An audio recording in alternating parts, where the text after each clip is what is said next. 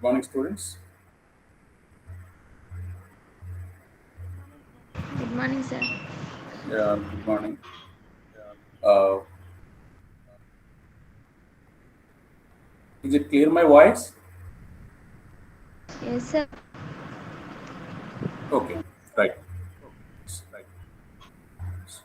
So in the last class, we discussed about sources, particularly about the Delhi Sultanate.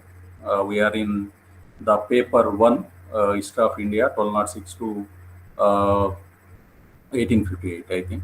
Okay, so as a part of history of India, we are dealing with Delhi Sultanate onwards, and uh, in the last classes we had certain sources regarding the medieval Indian history, and also in the last class we also discussed about certain sources, particularly the literary and archaeological sources about the Delhi Sultanate period. Okay, so today we'll start with the political aspects first of all, and we'll see first of all the political things and political history of Delhi Sultanate or Delhi Sultans or the rulers of Delhi Sultanate, and then we'll move to the society and economy, and afterwards we have to complete the cultural aspects and other things and administration are all those, and I will give you the ruling of the Delhi Sultanate one by one according to the dynasties which ruled particularly the territories of India from the city, the Delhi, as their capital. Okay, so before going to my lecture, I have to share my screen, and then I'll continue my lecture.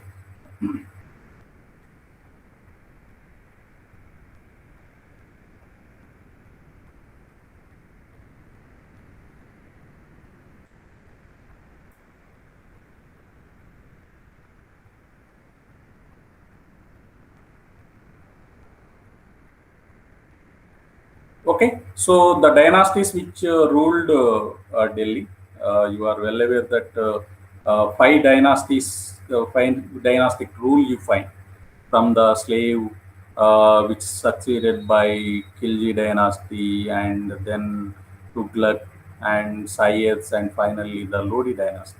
Okay, so nearly 1206 to 1526. 300 plus years of the rule, we see we see various developments and changes which taken place in India, and you see some composite culture during this period because there is some nativity up to the medieval medieval Indian history, and when the others who entered in the Indian territories like the Arabs and Turks, you have some influence of others. Uh, religion and cultural aspects over the native people, and you see some mixed or composite culture, not only as a part of culture, you see number of composite things which taken place during the period of these Delhi Sultans. Okay, so I will start with the slave dynasty, and where the Arab occupation of the desert land.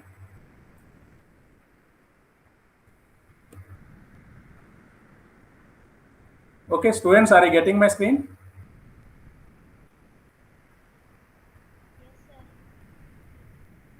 Okay, right. Okay, so the Arab occupation of the land of Sindh had proved to be proved to be somewhat unprosperous, and where the numerous raids of Muhammad Ghazni leading to the establishment of the Turkish rule in the particularly some territories of the northwestern part. had revealed that India was somewhat fabulously rich. Okay, because you already known that Indian territories was somewhat rich when compared to somewhat rich and wealthier when compared to the other adjoining parts of Indian territories.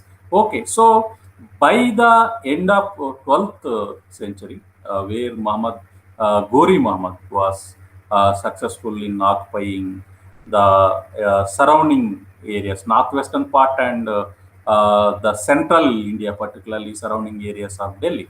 Okay, so with the occupation of Delhi and surrounding areas, the Turkish rule in Indian territories began and spread with some rapidly. Okay, so because which after capturing this Delhi and then very speedily occupied the adjoining parts of Delhi, and they touched the southernmost part, particularly the Deccan kingdoms also. Okay, so Qutbuddin Aibak, which is who was a Muhammad Ghori's deputy or a representative in the Indian territories, captured Ajmer, Koil, and Meerut, and raided up to the Patan. Okay, so and Muhammad himself marched from Ghazni twice in 1195 once, and again in the 1205 AD, and conquered the region up to Varanasi in the east. By 1204, Muhammad bin Bakhtiar Khilji, who carried the Turkish banner into Bengal and established a provincial capital at Lucknow. You are well known that here you see two important generals for Gori Muhammad. One is Bakhtiar Khilji and another one is the Qutbuddin Aibak. Okay, so when the Bakhtiar Khilji, who raided the eastern part, particularly the Bengal and others, and where Qutbuddin Aibak captured the central parts, who came to northwestern and he entered in the central areas. Okay, so finally he was very trusted noble of Qutbuddin Aibak was trusted noble of uh, Muhammad Ghori, so that he became a representative on behalf of the Muhammad Ghori, and later who became a deputy, and then he succeeded as a independent ruler. Then, okay, so and when Muhammad Ghori was killed in 1206, when Muhammad Ghori was killed, and Qutbuddin became the ruler of the Indian territories, and the Sultanate included many of the important towns and some strategic places in northern India. Okay, so although within very short span of time, where very short span of time, the Qutbuddin Aibak, who strengthened his territories, and he was a initiator and founder of Delhi Sultanate in India, and but the real founder may be the Iltutmish, because he done much things than the Qutbuddin Aibak. Qutbuddin Aibak, very short span of time he ruled. Okay, so but he was the founder. Okay, so and although within a short span of 13 years, from 1193 to 1206, the Turkish political supremacy in northern India had established, and the conquerors' hold did not amount much more than the military occupation. And after the first invasion had spent itself, the dormant forces of resistance grew, and there were constant revolts of their struggle to hold on their initial conquest and to regain the regions which again and again asserted independence and to expand their territories whenever the possibility. Okay, so as from the Kutubuddin Aibak onwards, you have the five dynastic rule where you already observing on the screen slave dynasty, Khilji dynasty, Tughlaq dynasty, Sayyid, and lastly the Lodi dynasty. Okay, so these are the five dynasties we ruled, and among them, I think Tughlaq may be ruled. Tughlaq may be the longest tenure, I think. Okay, so anyhow, I will start with the slave dynasty, and I will start with Qutbuddin Aibak, who was the founder of Delhi Sultanate, and he was the first Islamic Sultanate in the northern India, and he was known as a generous king in the times of peace, and was honored with the with the title Ladbugs. Okay, so he ruled a very short span of time, only the 4 years, from 1206 to 1210, and Qutbuddin became the Sultan of India after the death of his master Muhammad Ghori. He had earned his laurels as a warrior during the 14 years. He had acted as his master's representative in the Indian territories, and he administered the country fairly well, made the high roads safe for travel, dispensed even handed uh, justice by his generosity, and the title Lagbugs, who were giver for lakhs or like that. Okay, so and he is the most remembered for laying the foundation of Qutub Minar in Delhi, and he also constructed some one or two, I think two mosques. One is at Ajmer and one is at Delhi. Okay, so during his time, you see certain things which he tried to impose or he tried to implement in India, but in a very short span of time, he cannot done. And in the initial years, he not ruled from the Delhi because he only ruled from the uh, the Pakistan territories are like that. Present Pakistan territories are like that, and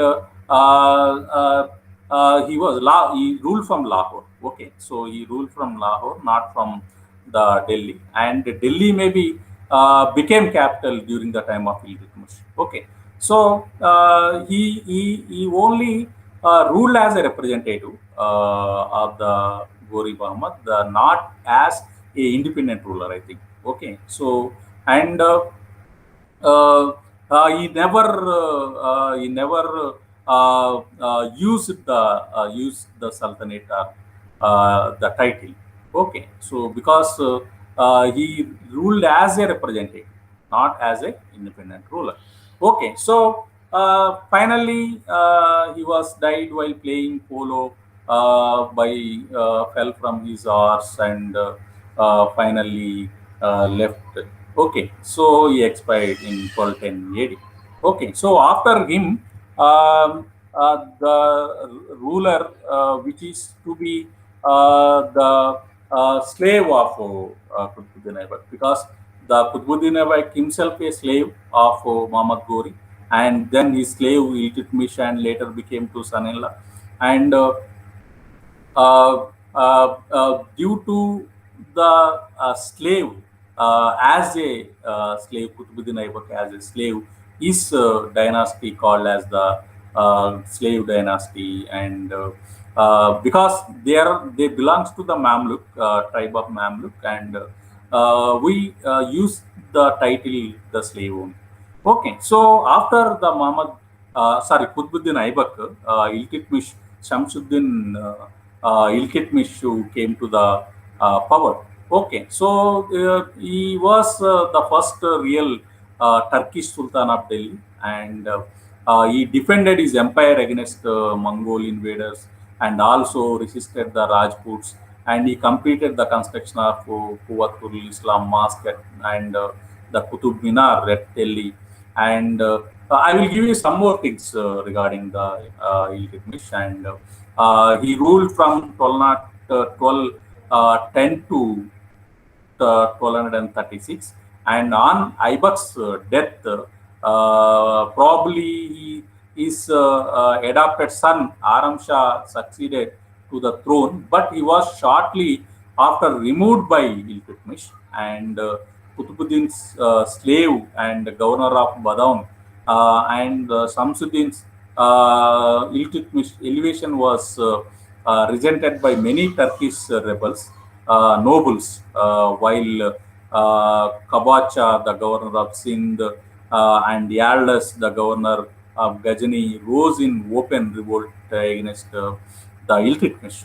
Okay, so Aldous was defeated near Tarain in 1215, and Kobacha was finally subdued in 1228 AD, and the other refractory nobles were eliminated from important posts and their places filled by the Sultan's own trusted amirs. Okay, so which is the trusted amirs to be called as better to be called as the group of party is nothing but Turkani Chihalgani. Okay, so the Chihalgani was formed in 1221. The Sultanate was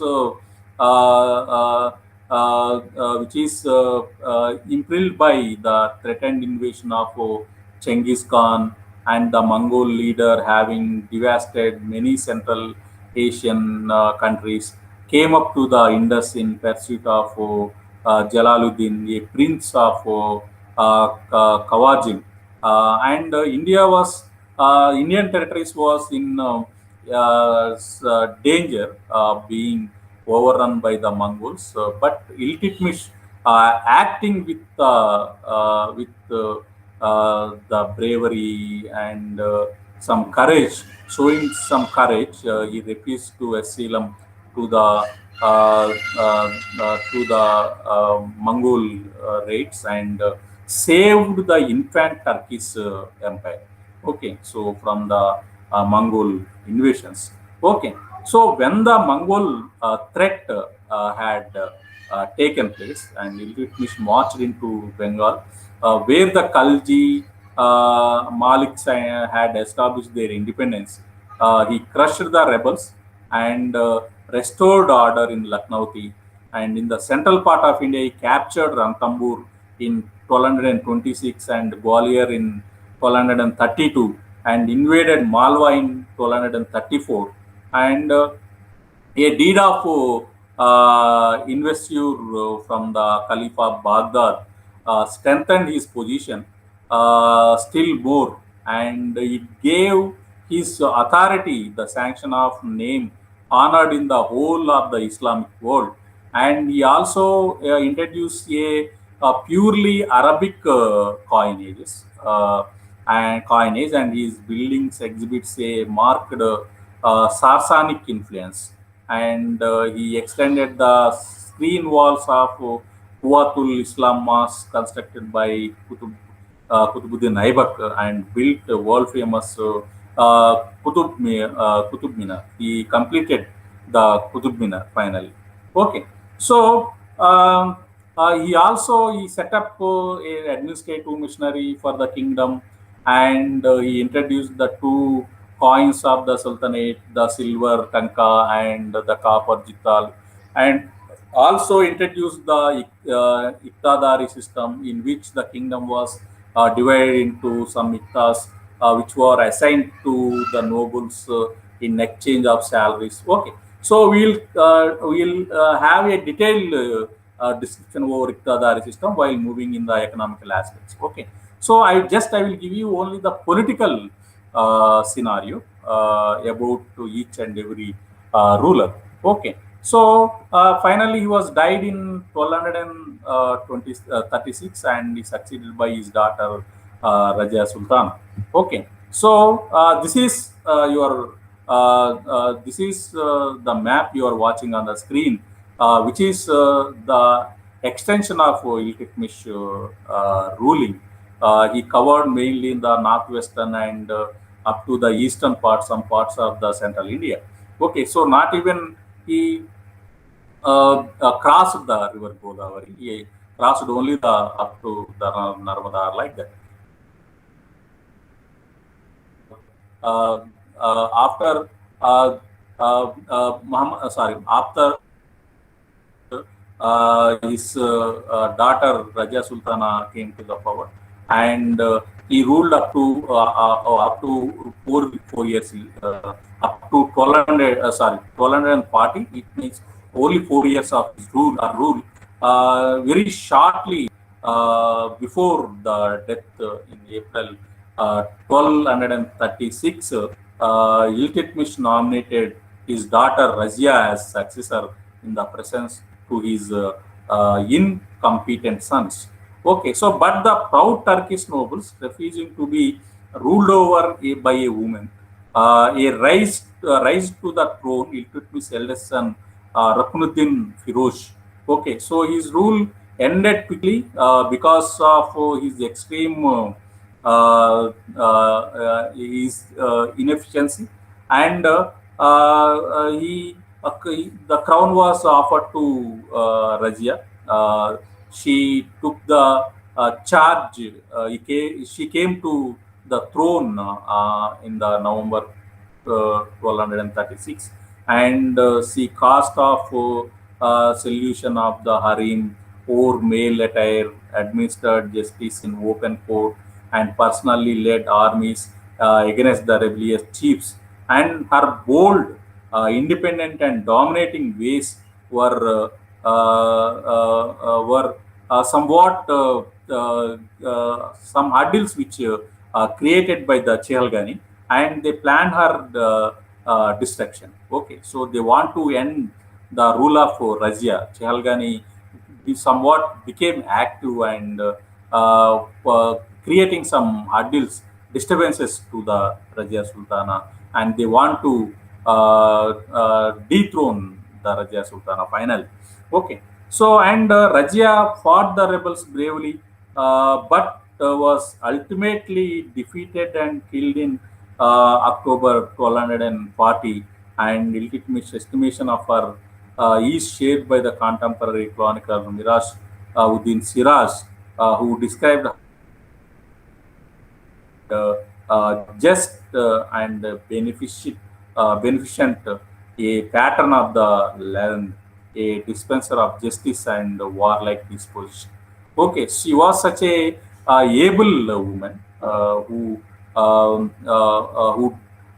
defended the whole kingdom with the disturbances created by the Chehalgani and many from the orthodoxy system, because at that time you'll see very orthodoxy and such extreme traditional setup you see, and no woman uh, try to come out the not never try to come out from the houses, but yet the same condition at the time the Razia who ruled a great Indian territories, and such a brave woman you cannot see, and you never see after Razia.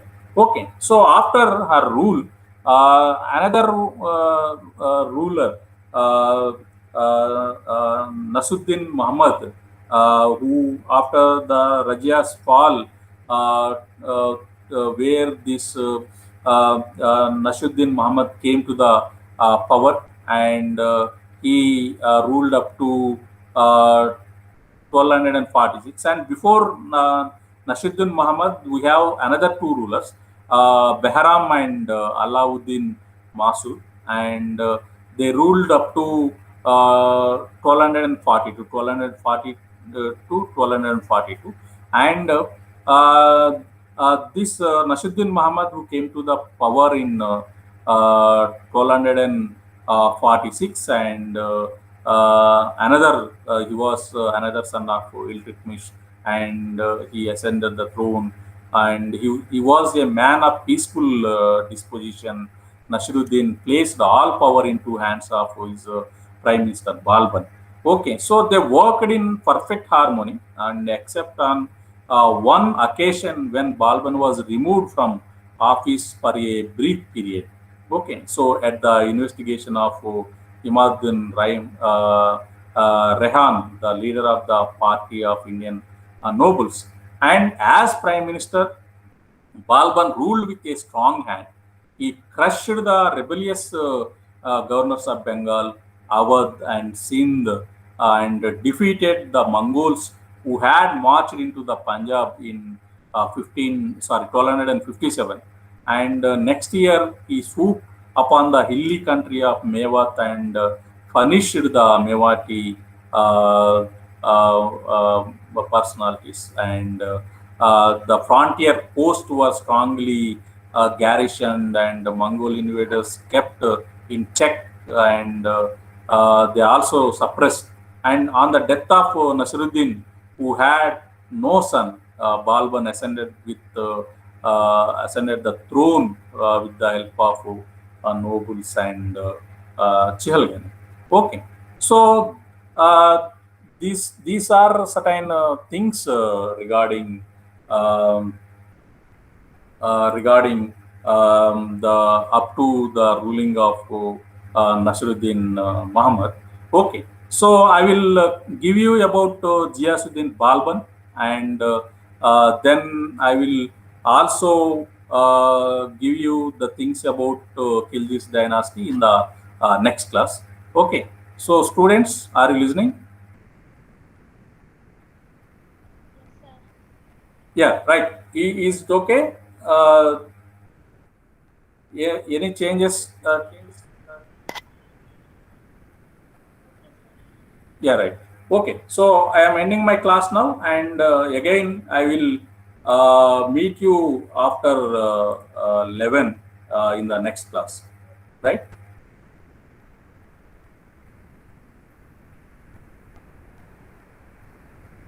students. Thank you. I am ending my class now.